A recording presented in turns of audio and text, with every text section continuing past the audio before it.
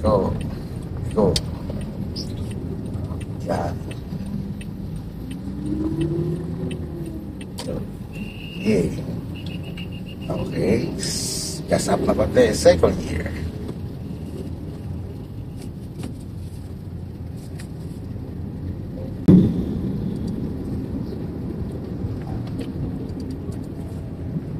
Okay, gas down.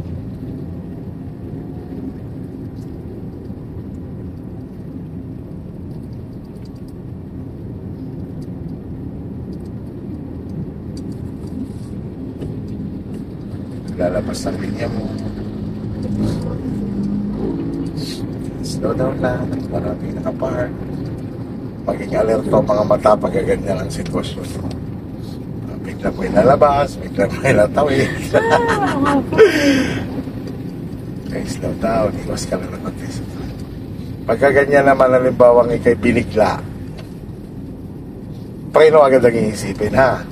Di baling hindi mo na maapakan ng class. Di baling mamatayan ka ng makina. Pagbiglaan, ano? Layo-layo lang naabot mo sa pagdadrive.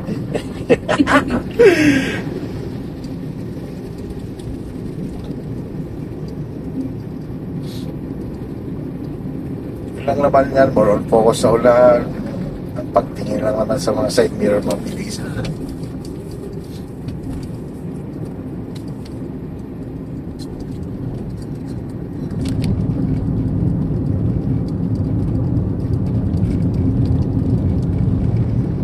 Si brake yan, lipat mo ngayon sa second gear.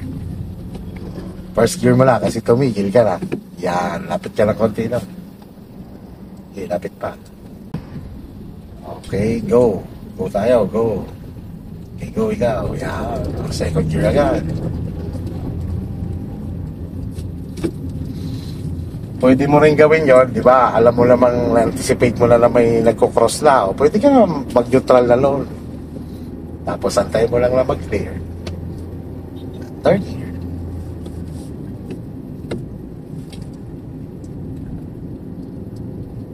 Kasi sa ngayon kasi, Ma'am Jill, magbe-base ka muna dyan sa RPM o di kaya speedometer.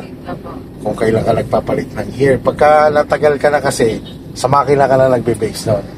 Nagko-connect na yung pandinig mo sa galit ni makina. Nababaliwala na yan. Yung reference mo dyan sa dashboard. Pero syempre, yung reference sa speedometer ay kailangan maging aware ka lagi dyan. Lalo na pag nasa expressway ka na, no? Kasi mapapasarap ka na, hindi mo namamalaya, nag-overspeed ka na pala.